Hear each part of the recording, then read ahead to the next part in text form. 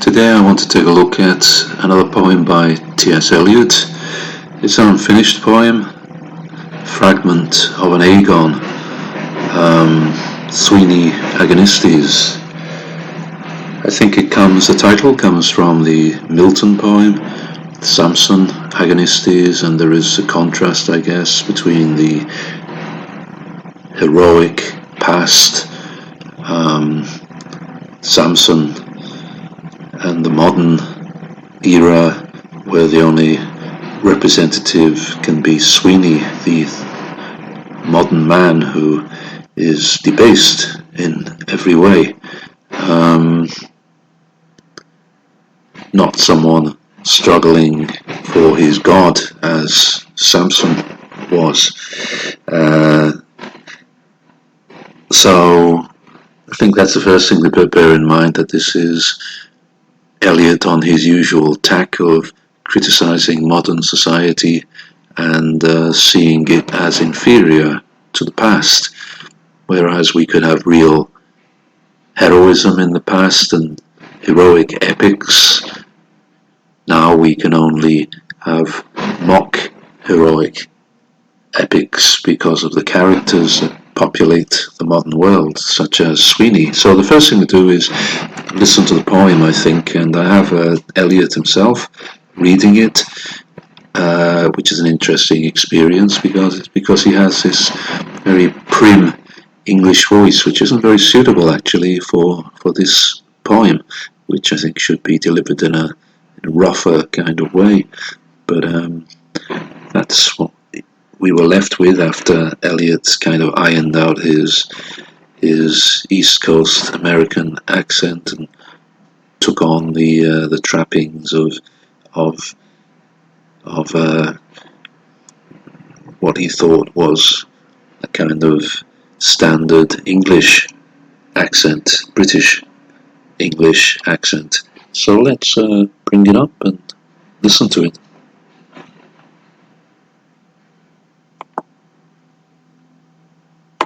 I'll carry you off to a cannibal isle. You'll be the cannibal, you'll be the missionary, you'll be my little 7-stone missionary. I'll gobble you up, I'll be the cannibal, you'll carry me off to a cannibal isle.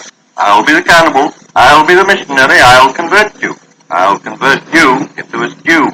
Nice little white little missionary stew. You wouldn't eat me, yes I'd eat you, in a nice little white little soft little tender little juicy little ripe little missionary stew. See this egg? You see this egg? Well, that's life on a crocodile isle. There's no telephones, there's no gramophones, there's no motor cars, no two-seaters, no six-seaters, no Citroen, no Rolls-Royce. Nothing to eat but the fruit as it grows. Nothing to see but the palm trees one way and the sea the other way. Nothing to hear but the sound of the surf. Nothing at all but three things. What things? Birth and copulation and death. That's all, that's all, that's all, that's all. Birth and copulation and death. I'd be born, you'd be born, birth and copulation and death. I'd be born, you'd be born, birth and copulation and death. That's all the facts when you come to brass tacks, birth and copulation and death.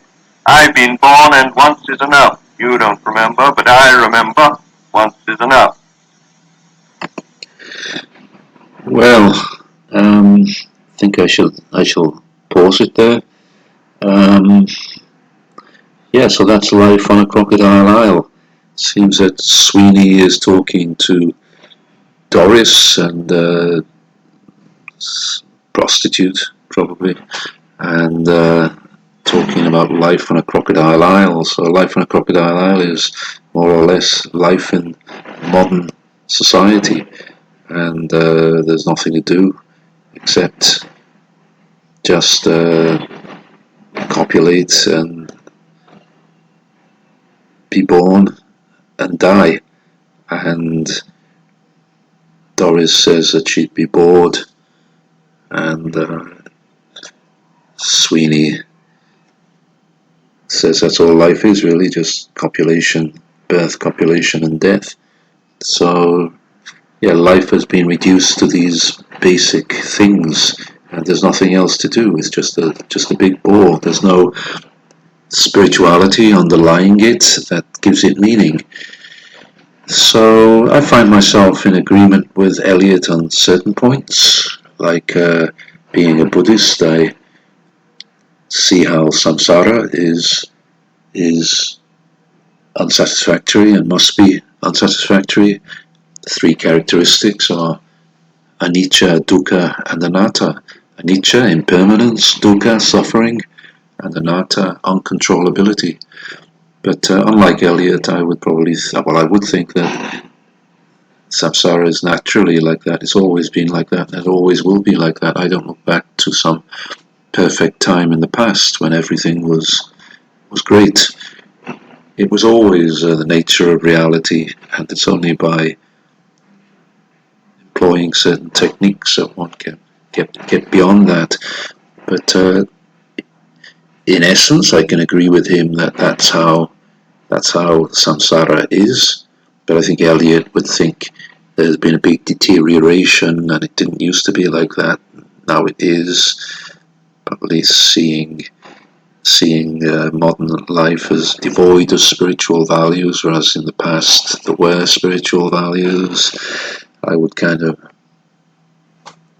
not see it in those terms. I think that there were always people who could discern that what was around them was unsatisfactory, but the majority of people were always just concerned with desire and and aversion and taking what was impermanent as permanent. So yeah, it's interesting that you have those jazz rhythms here. It seems that Eliot was bringing rhythms of jazz into his poetry at this time, and that's interesting in itself. That's why his kind of prim delivery is not very appropriate. You feel that there should be a rougher voice saying, "There's no gramophones, there's no telephones, there's no telephones, there's no gramophones." But yeah, so life on a crocodile isle. There's a certain amount of racism here as well as was common in intellectuals at the time, I suppose, as was anti-Semitism, unfortunately. So the present malaise, the present lack of all spiritual values, is compared to a cannibal island, and it's like being in a savage place where you're likely to be eaten by cannibals. So Eliot equating modern lack of spirituality and the modern wasteland with primitive African tribes. So there's a certain amount of racism that's underpinning this. Um, so let's continue with the reading, if I can find it. Under the bamboo, bamboo, bamboo, under the bamboo tree. Two lives one, one lives two, two lives three. Under the under the under the bamboo tree. Where the breadfruit fall and the penguin call and sound is the sound of the sea. Under the under the under the bamboo tree. Where the goat gam maids in the banyan shades wear palm leaf drapery. Under the under the under the bamboo tree. Tell me, in what part of the wood you want to flirt with me? Under the breadfruit, banyan, palm leaf, or under the bamboo tree? Any old tree will do for me. Any old wood is just as good. Any old isle is just my style. Any fresh egg, and sounds of the coral sea. I don't like eggs, I never liked eggs, and I don't like life on your crocodile isle. My little island girl, my little island girl, I'm going to stay with you, and we won't worry what to do.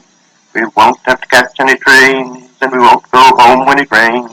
We'll gather hibiscus flowers, for it won't be minutes but hours, for it won't be hours but years, and the morning, and the evening, and noontime, and night, morning, evening, noontime, night. That's not life. That's no life. Why, I'd just as soon be dead. That's what life is, just is what is. What's that life is? Life is death. I knew a man once did a girl in. Oh, Mr. Sweeney, please don't talk. I got the cards before you came, and I drew the coffin. You drew the coffin? I drew the coffin, very last card. I don't care such conversation. A woman runs a terrible risk. Let Mr. Sweeney continue his story. I assure you, sir, we are very interested. I knew a man once did a girl in. Any man might do a girl in. Any man has to, needs to, wants to, once in a lifetime do a girl in. Well, he kept her there in a bath with a gallon of Lysol in a bath. These fellows always get pinched in the end. Excuse me, they don't all get pinched in the end. What about them bones on Epsom Heath? I seen that in the papers. You've seen it in the papers. They don't all get pinched in the end. A woman runs a terrible risk. Let Mr. Sweeney continue his story. This one didn't get pinched in the end, but that's another story, too. This went on for a couple of months. Nobody came and nobody went, but he took in the milk and he paid the rent. What did he do all that time? What did he do? What did he do? What did he do? That don't apply. Talk to live men about what they do. He used to come and see me sometimes. I'd give him a drink and cheer him up. Cheer him up. Cheer him up. Well, here again, that don't apply, but I gotta use words when I talk to you. But here's what I was going to say. He didn't know if he was alive and the girl was dead. He didn't know if the girl was alive and he was dead. He didn't know if they both were alive or both were dead. If he was alive, then the milkman wasn't, and the rent collector wasn't. If they were alive, then he was dead. There wasn't any joint. There wasn't any joint. When you're alone like he was alone, you're either or neither. I tell you again, it don't apply. Death or life or life or death. Death is life and life is death. I gotta use words when I talk to you, but if you understand or if you don't, that's nothing to me and nothing to you. We all gotta do what we gotta do. We're gonna sit here and drink this booze. We're gonna sit here and have a tune. We're gonna stay and we're gonna go, and somebody's gotta pay the rent. I know who, but that's nothing to me and nothing to you. When you're alone in the middle of the night and you wake in a sweat and a hell of a fright. When you're alone in the middle of the bed and you wake like someone hit you on the head. Had a cream of a nightmare dream and you got the hoo-haws coming to you. Hoo-hoo-hoo. You dream you wake up 7 o'clock and it's foggy and it's damp. Dawn is dark. You wait for a knock and the turning of a lock. You know the hangman's waiting for you. And perhaps you're alive and perhaps you're dead. Ooh-ha-ha. Ooh-ha-ha. Ooh-ooh-ooh. Knock. Knock, knock, knock, knock, knock, knock, knock, knock.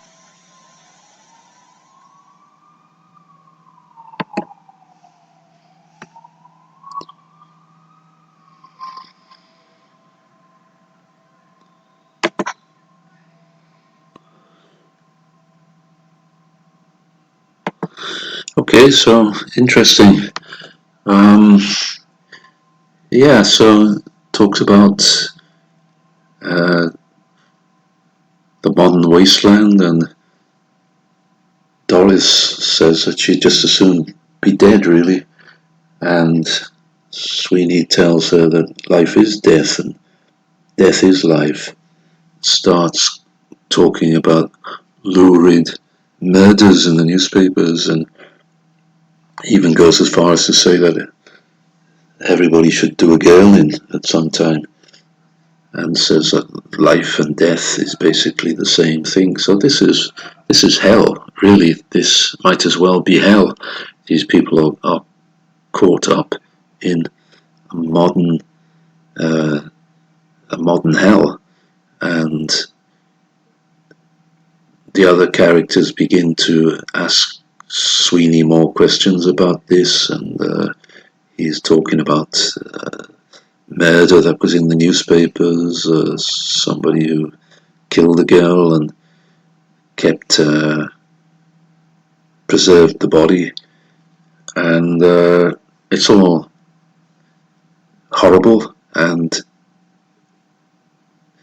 it's indicative of how awful the modern life is, and one starts agreeing with Doris that you might as well be dead, really. You'd be better off dead than experiencing this kind of thing. Interesting that Sweeney talks about I got to use words when I talk to you.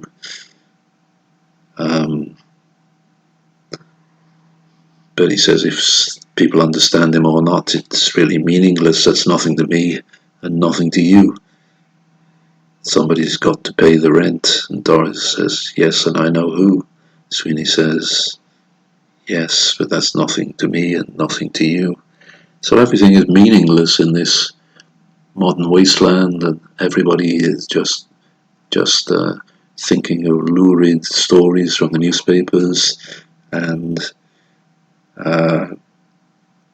heads full of grim things, murders and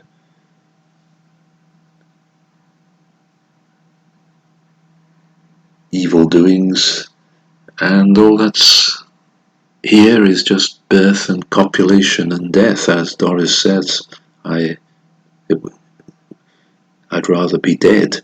So this is a modern wasteland presented in a satirical and, well, I was going to say humorous, but it's not really humorous. Satirical. It's a deeply satirical way.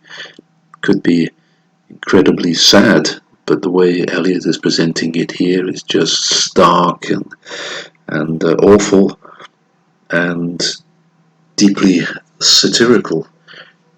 Originally, this was supposed to be a play, and it's called an Aristophanic fragment, so supposed to be like the rather bawdy and satirical plays of the Athenian Aristophanes, and it does have that quality. As I said before, Eliot adds his own slant, and especially in terms of the meter and rhythms he uses. It's very modern, and he uses a lot of jazz rhythms in the way the lines move along. And it's interesting to hear him read it, because although his voice isn't really right for the content, because he is the writer, he knows where to lay the emphasis. So interesting at the end, where there are so many words: knock, knock, knock, knock, knock. Eliot knows better than anybody where to put the emphasis on those words, because he's the one who wrote it. I think it brings up memories of the gateman who hears the knocking in Macbeth, and yeah, there's also, of course, the songs. There are also the songs which are kind of sentimental most of the time, and that's what we get in this wasteland. When people want to be serious, they can't really talk about important things. They just get sentimental, so start singing about the bamboo tree and things like that. I think it's a memorable fragment. It's a pity that he never finished it, really, but I guess he thought there was nowhere to go with it, and it was difficult to maintain interest, perhaps, over a long period, and I guess that Eliot thought better to just have it as a poetic fragment, really.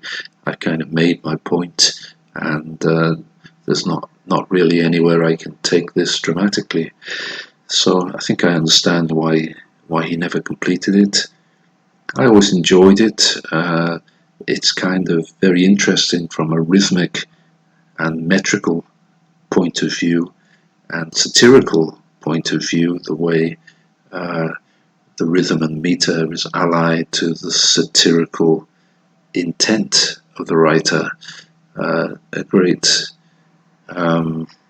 technical tour de force. That's how I think of it most, really. And as with so much in Eliot, it still seems modern, and people in many ways haven't really caught up with what Eliot was doing. Modern writers haven't really caught up with what Eliot was doing. It's still more modern than most things one could read today. So I hope those thoughts are useful, and thank you.